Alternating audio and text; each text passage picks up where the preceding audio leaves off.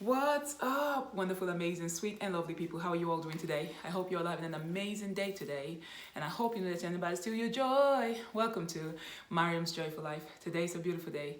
Thank you all for joining me. I hope that you've had a great day or you're already having a great day. And yeah, I'm super excited to be doing this video. I wanted to do this video before, but I didn't know how to go about it. But today I do because I'm feeling really inspired, and I want you guys to go ahead and like this video already before we get into it. And for those of you who are just joining for the first time, my name is Maryam's Joyful Life. My name is Maryamsjoyfullife. I am Maryam's Joyful Life, and I want you to know that I love you already. I love you already. Make sure you subscribe and follow me. I appreciate you very much. You are awesome. Every one of you mean a lot to me. You do, and you are a part of my world, so thank you. Today's video is a topic that I wanted to cover for a while, but you know, I think it's the right time for me to cover it right now. And so, being an African woman and divorce is a taboo word actually amongst Africans. It's like when you get married, you marry forever, and you don't want anybody to say, oh my gosh, you know what I mean? And there's this stigma behind divorce. Like it's oh my gosh, wow, you can't, you know, as an African, after you get married, that's it. So if you get a divorce, then that's like a sin against God, and it's bad, and it's this, it's that. So how do I even go about talking about this? And I've also received some messages of people trying to get me to cry. Okay, so the expectation was that I was going to cry and be broken and sad because of my separation and impending divorce with Hunter. And that's it. That's the expectation of people. They want you broken.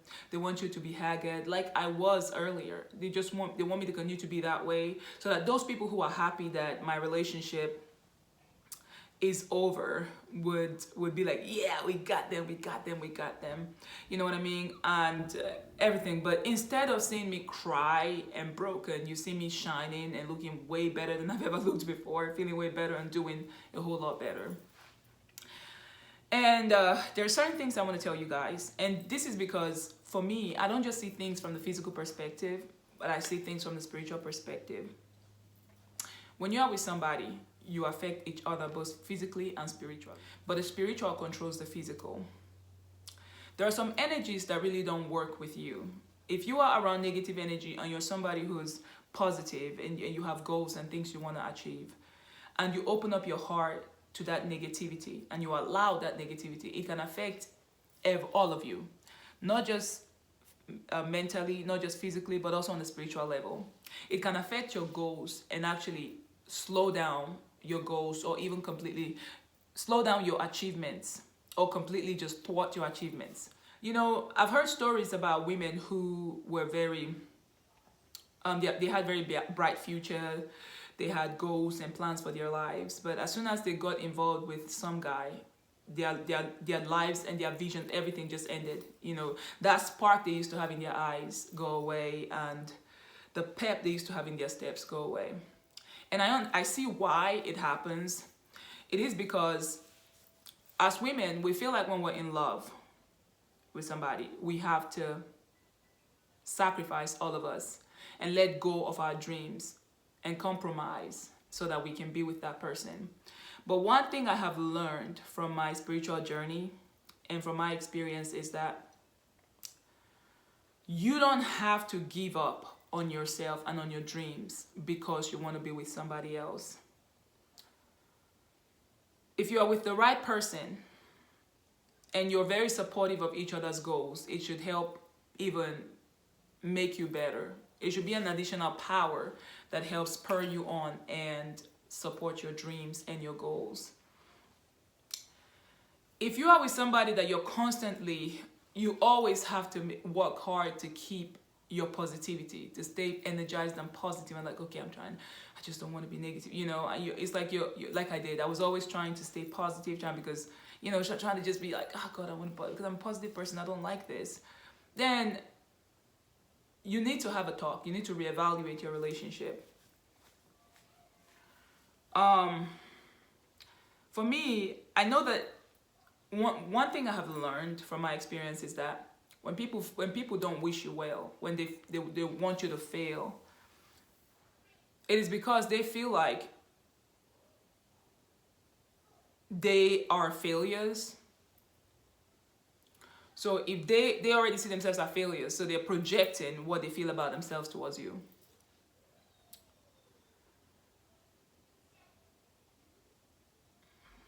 I'm shining.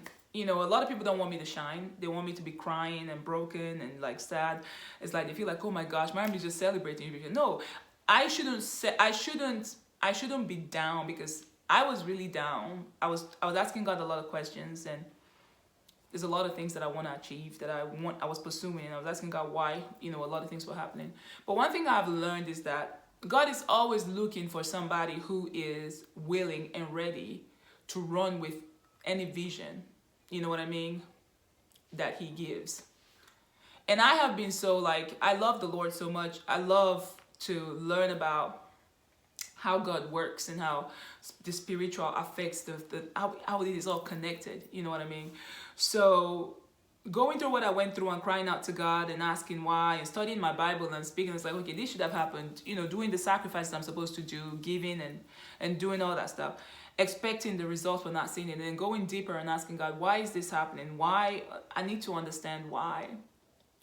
I went through a period of a very dark season, but in the midst of it, I didn't give up. I was still holding on to God. I said, if there's anything for me to find out, I will find out. If there is anything for me to learn, I will learn. But I must find out who you truly are, God, and how you truly work. And in that season, it was difficult. It was hard, but I just kept on, because I don't give up easily on anything. Whatever it is, I desire to accomplish. Whatever it is, I want my goal, whatever goal, I don't give up on it, regardless of how hard it gets, how many times I fail. If it is something I want to accomplish, I follow through to the end until I accomplish it. That's the type of person I am. And there's always a time frame for me to achieve something, because I have evaluated that about myself, and I've seen the time frame is taking me to achieve certain things I wanted to achieve. And there are certain things that I put in place that must produce results. And when I don't see those results, I start asking questions. So I was asking God questions. Why? Because I did everything on my part. And then God started opening my eyes to see how it truly works, and to see, to learn more about the law of attraction, the law of polarity, the law of gender, which is this gestational period. I just started learning about the different laws of the universe, and how God works. And one of the major lessons I learned is that the energy of the people around you, not just anybody around you, especially those who have given access to your heart, those who you love and you have allowed into your space, you know what I mean, can affect you. If you love them so much and they have an energy of negativity and projecting negativity and failure towards you, it can block your success. It can keep you from achieving something good in life. And that was happening to me. It was happening to me. I just couldn't understand why Hannah would tell me he would be, like, when I was on the verge of achieving something, he would start crying and feeling bad about it. And then I'll be like, well, you should be happy, because this is what I want to do for us, because I, the kind of person I am.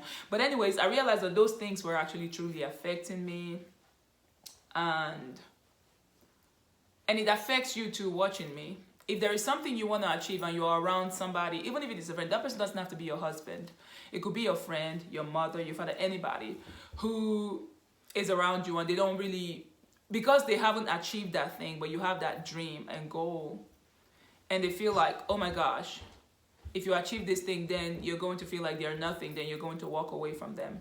Anytime you're around somebody who feels that way, and you've allowed them into your space, they have the power to really thwart your vision. But you really need to work hard to focus on what you want. Say, regardless of how they feel, I'm going to go after something, not because of how they feel, but because of how I feel and what I want. You know what I mean? You got to learn to protect your space. You have to learn. And that's the thing that I'm learning to do right now is to protect my space, because I've always been this open person who would allow and welcome anybody in and take care of them and do things. And I've realized that for the majority of it, a lot of these people have come back to start treating me like I need them. I treated them nice so they can be friends. They can be my friend and they can be there for me. But I realized that no, I don't need you. I treat you nice because that's just who I am. I like to treat people nice, and I like to be treated nice. But I haven't always been treated nice when I've treated people nice. And now I realize the reason why. There is something called some subconscious beliefs, karma. What happens is, maybe somewhere within me, when I was growing up, I felt like I had to do nice things for people. If not, they wouldn't like me, they wouldn't appreciate me. You know what I mean? And as I was growing up as a child, I had to do excessive nice stuff for people. I had to be there when nobody else was, just so that I would be accepted and appreciated by my siblings and my parents. But I realized that that was the underlying energy, you know what I mean, behind the way that I was acting. But I also know that whenever I do nice things for people, I feel better about myself. I feel so much better. I love helping people and being, just putting a smile on the face of people. And I also realized that when I do that, I don't like too much attention. I don't like people to come and say, oh, man, this, that, just thanking me and making it like, no, I want to do that, put a smile on your face and just go away. You know what, that's how I am. But anyways, that there was this subconscious belief and energy behind me that whenever I would treat people nice, then the response that they would get after accepting all the niceness and being energized and empowered by it, then they turn against me. They do. They gang up and they turn against me. This happened in my previous relationships and the before Hunter, and I saw that.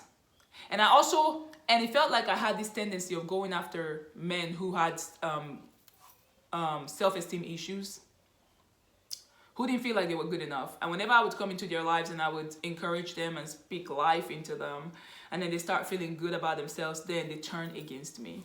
And that's something that I realized was happening as well. But these are spiritual things. These are spiritual things that I truly realized. And now, because I have shifted, I changed all of that on the spiritual level, there had to be a reaction on the physical. So Hannah's reaction too, because I didn't do anything about what I was saying. I didn't put action behind the things that I had known. I saw it coming. But I was still praying, like, God, you can do this, you can do that. But then in my heart I was like, I want to be happy. You know what I mean? I don't want to try too hard to please anybody, try too hard to do things. And it's like everything I'm doing, I'm trying to convince him that I'm going to be there. You don't have to worry about me. You know what I mean? But anyways, in essence, what I'm trying to say is I have changed as a person. I no longer try too hard to help people out or to be there. I know that I can still assist people and walk away. You don't have to be in my life. I pick and choose the friends that I have. And even if I don't want to be around you anymore, it's not like I hate you. I'm going to walk away. You know what I mean? If I don't want to respond to your messages anymore, it's okay. I don't have to feel guilty for all that, And now I can pick and choose who I'm around, what I respond to, what I act, what I allow around me. Because now I know that God doesn't hate me if I don't want to have friends. I don't want people around me, or I just want to be on my own. Because most of the time I'm alone anyways. I enjoy being alone. I do. I enjoy being alone and communicating with God and just enjoying life, because I can just enjoy the simplest things. Looking at the flowers, looking at the sky, the birds, the trees, just walking around, observing things. These things just and I'm perfectly fine with it. You know what I mean? But I also enjoy companionship. I do. I love having a man in my life and having fun with it. I do. But one thing I've realized is my joy and my peace does not come from all that. It doesn't. My true joy is connecting to who I truly am, connecting to God, and knowing that there is joy and peace within me. I was created out of love and peace and joy. The God who formed me, that is his very nature. So once I can accept that nature and see the separation between that and everything else that is on the outside that I accumulate, then I can truly enjoy my life, whether or not I have a man on my side or this and that. So I am happy. I'm good. You know what I mean? Now I know that I don't need a man to be happy. I don't need a man to leave. And I don't need a man to give me nothing. I want one. You know what I mean? I want one. But I'm not desperate. I realize that now the peace, the joy, the love, the companionship that I truly want is a connection to my God. knowing that, wow, I'm actually already surrounded and there is a God who takes care of me. You know what I mean? And I truly know this from experience now, that even the jobs and the businesses and contracts that I so chased after and everything, and some of the disappointments I experienced along the way, I finally realized, okay, why am I chasing these things? Is it money? Okay. I have a God who supplies my needs. If I can just relax and trust in God and present my request before Him, everything will be taken care of. And when I started doing that, God started meeting all my needs. Even the things that I used to work hard and push myself so hard for to try to break through from, I don't need to put all that effort and waste so much energy on those things. All I need to do is just get in the silence, focus on God, and call on Him and thank Him for what I desire, and it's there. So this video is about divorce as an African. The belief among Africans is that women need a man to take care of them. You need a man to leave. Like you can't have peace, you can't have joy without a man, and you know they don't respect you if you don't have a man. But now things are changing. You know what I mean? You have a lot of people who would rather be in a relationship where they are being abused just because they have a man, and because of the expectations of society and people around them, family, they endure and stay in relationships that is killing them just because of the society's expectation. You know what I mean? And some people would want to look haggard and look depressed because they want the attention of, oh my God, your life is broken and blah, blah, blah, oh, look that way. And that's the expectation of a lot of people. Maybe some of you guys watching me too, you expect me to be broken and feel like, oh my God, my life is over because of this. No, my life is not over. My life is just beginning. You know, my best life is not behind me. It's still ahead of me. It's still ahead of me. I'm super excited for what the future holds for me. I'm excited for my kids. I'm excited for this channel. I'm excited for my blog. I'm excited for my business and all the merchandise that I have, which, by the way, you guys, check it out. Headscarves, beads, check out my stuff. I'm super excited, and I'm not sad at all. I'm happy. I'm just hopeful for what God has in store for me. I may be an African woman and raised, African, but I've realized that there is a whole lot of lies in culture and in society conditioning. A whole lot of lies. Oh yeah, you can't be happy if you don't have anybody. No, you can be happy. The reason you want somebody is because you want to share this happiness. It's not because you want them to make you happy. If you trust that people will make you happy, you will never be happy. Your happy will always be dependent and conditional on how people are feeling and what they think about you, or if they're going to be there. But if you know that your happiness is you give yourself happiness. You give yourself happiness and joy. And you're already complete. You just need somebody to share that completeness with. So I am already complete. I didn't know that because I was conditioned by society to think that I needed to be married and to show that, oh yeah, or I needed a man or somebody to make me happy. No, but I don't need anybody to make me happy. All I need is me. And knowing me is knowing that I'm connected to God, and God created me out of happiness and love. And that is my very own nature. So I'm super excited for life. I'm just excited because I've learned a lot. And life is good. Life is good, Life is good. I'm grateful to God for everything. I'm just focused on the peace and the joy that comes from knowing that, oh, wow, I'm already loved. I'm already taken care of. I don't need this and that. I want it, but I don't need it. I'll be fine without it. I'm not going to die. Like, I need air to breathe and food to live. You know what I mean? A man is not my food to live unless you're dependent on a man to feed you. But even then, it is God who's using whoever is feeding you to feed you. If they ever stop, make sure your eyes are on God, because God is your provider. It's not anybody. So I'm just grateful to God because of the knowledge that I've acquired and the experience I've had. Being an African doesn't mean that, oh, I have to live according to society's expectations and standards for me. No. I make my own rules according to the will of God for my life, which is will is for me to enjoy, to be in peace, in perfect harmony, to love myself, and to live life to the fullest. You know what I mean? So I don't follow society standards, and I mean, obviously, I'm not your average African woman. I am my own person. I am my own individual, and I've always known that for a long time, that I am my own individual, and I've always had my own mind. But one thing that has always been a part of me, knowing that I'm an individual and I have my own mind, is that I care. I show a lot of love and care for people. I don't put people down. I don't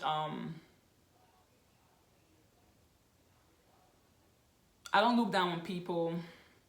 I don't disrespect people. I just, you know what I mean? I just, the way I want to be treated is how I treat you. But now I don't worship people either. Some people want to be worshipped, but I don't worship people either. You know, I give you enough focus that I want to, and then I move on to something else, and that's it. That's how it should be. You know what I mean? To be your own person. Know that you have the freedom to be your own person, to make your own decisions, to have your own mindset. So I'm not your average African woman, and I'm not going to be broken and cry, oh my God, oh this.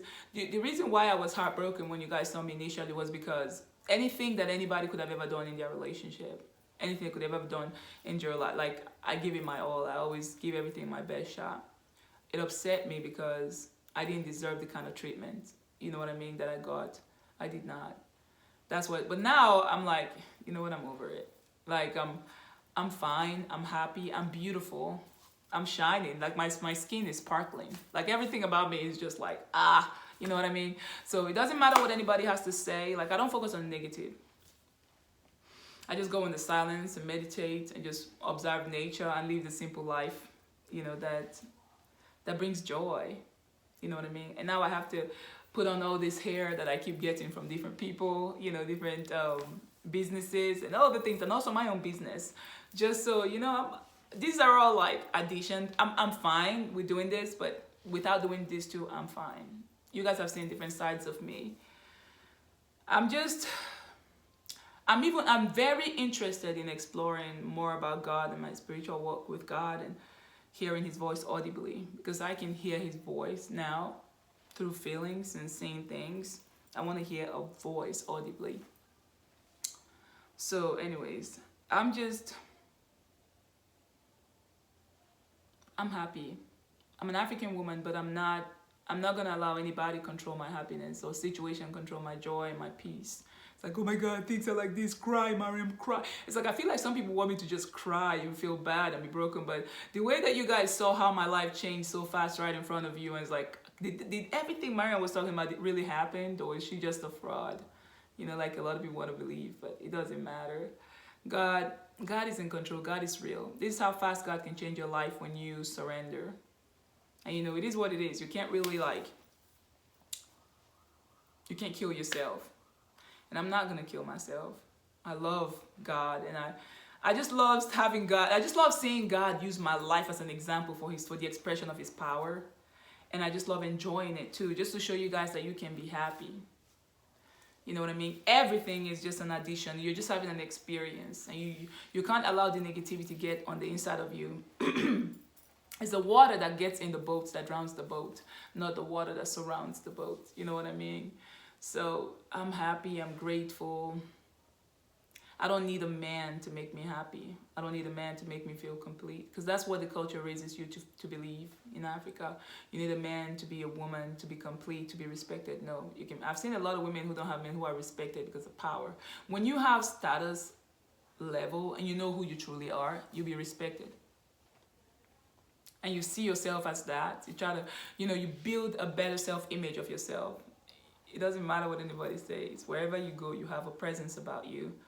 So there's a lot of lies in society, but I'm not subscribing nor buying those lies anymore. I am a different kind of African woman. I am. My joy, my peace, my confidence, they don't come from having a husband or having a man in my life. No. They come from knowing that I am the daughter of a king. I am a queen myself. I have been issued my own kingdoms. So I cannot allow anything mess with me or mess with my head or make me feel like, oh no, cry, Maryam, cry. I can't cry. I'm not going to. I'm just going to enjoy myself and laugh and dance and sing, because as I'm observing God take control, as I'm doing my own part in yielding to God and watching what God is doing in my life, I'm also, just like a lot of people watching me, I'm also in awe. So being in awe means the expression of joy and happiness and just celebration, like, I still can't believe this, oh my God, you know what I mean, just scream and then keep going. That's it. But I'm very grateful though. Excuse me. I'm very grateful to God for everything. I asked my mom a question the other day. I was like, Why did you stay? Because I saw the way my dad treated my mom. My dad wasn't the best husband. He wasn't the best husband. Nor was he the best father. You know what I mean? He did what he knew to do. But I asked my mom why she stayed. My mom said, like, with the kids. A lot of African women stay in marriages because of their kids. Because they know if they left, another woman would come in and ruin the lives of their kids. So they make that sacrifice for their children. So us lionesses, we like to take care of our cubs. A lot of us make sacrifices just so we can take care of our kids. We can be there and make sure our kids are raised right, even if the husband is not acting right. That's what my mom said. Between the kids, between me and Hunter, nah. I am a lioness. Like my kids, nah, the devil is a bastard. My kids will be raised like cubs and lions and strong and amazing. And I give God praise because God is supplying everything that I need. There's no force that can block the flow of my blessing anymore. You know what I mean? And I'm just like completely, I've yielded to God completely so God can take control. So God is in control and I'm happy and I'm grateful. So you won't see me cry and say, oh my God, my relationship. No, I'm not going to do that. I'm too strong for that. I know who I am and whose I am, so I can't cry because of that. Not your average African woman who believes in the lies of society. Oh God, you need a man to leave. No, I want. You see, there's a difference between a need. A need is like you're desperate for something. I'm not. I can do without having a man in my life for the rest of my life. But I'm going to have one, and it's going to be amazing. It's going to treat me like a queen. And he's going to respect me, and he's going to support my dreams, and he's going to be there for me and love my kids like crazy. I will. But right now, I'm focused on being the queen that I am. Fearless, ferocious when I have to be, but standing firm, knowing that I am loved, knowing that I am happy, knowing that everything that I need, I already have. So the other things are just extra. So thank you all for watching. I hope you guys enjoyed this video and you're inspired in some way. Make sure you like, subscribe, and follow me. Bye, wonderful, amazing, sweet, and lovely people. Check out my store today. Bye.